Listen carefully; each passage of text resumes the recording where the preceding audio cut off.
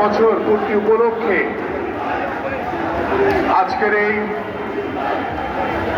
Rally অনুষ্ঠানের প্রধান অতিথি হিসেবে উপস্থিত রয়েছেন সাবেক মন্ত্রী, তারা নির্যাতিত নেতা, বাংলাদেশ জাতীয়তাবাদী দল বিএনপির সংগ্রামী মহাসচিব জনাব মির্জা ফখরুল ইসলাম আলমগীর।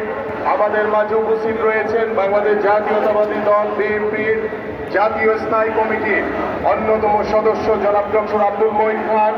আমাদের মাঝে উপস্থিত আমাদের ঢাকা মহানগর দক্ষিণের সাবেক আহ্বায়ক, চেয়ারপারসন উপদেষ্টা মণ্ডলীর অন্যতম সদস্য বীর মুক্তিযোদ্ধা আব্দুল সালাম।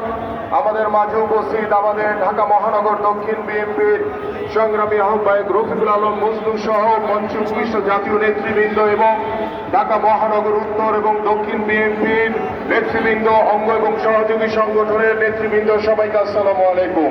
প্রিয় উপস্থিতি, বক্তব্য রাখবেন মহাসচিব। আমি শুধু সংক্ষেপে দুটি কথা বলেই শেষ করব। আজ 7ই নভেম্বর জাতীয় বিপ্লব ও সংহতি দিবস। বাংলাদেশের ইতিহাসে আজকের এই দিনটি জাতীয়তাবাদ, ঐক্য এবং গণতন্ত্রের অমর এক প্রতীক। এবং আজকের এই দিনে 1975 সালে বাংলাদেশের সৈনিক, সাধারণ মানুষ, এদেশের কৃষক, শ্রমিক, মুক্তিযোদ্ধা যারা ছিলেন তাদের সকলের কণ্ঠে একটি কথা ছিল যে এই দেশ আমাদের এবং এই দেশের সিদ্ধান্ত নিবে বাংলাদেশের জনগণ। এবং সেই জনগণই আমাদের শহীদ রাষ্ট্রপতি জিয়াউর রহমানকে সিপাহী জনতার যে বিপ্লব হয়েছিল সে বিপ্লবের মাধ্যমে মুক্ত করে বাংলাদেশের জনগণের অধিকার প্রতিষ্ঠা করেছিল, বাংলাদেশের মানুষের মর্যাদা প্রতিষ্ঠা করেছিল, বাংলাদেশে বহুদলীয় গণতন্ত্র প্রতিষ্ঠিত হয়েছিল। এবং আজকের আগামীর যে ফেব্রুয়ারি নির্বাচন, সেই নির্বাচনের প্রাক্কালে একটি কথা বলেই শেষ করব।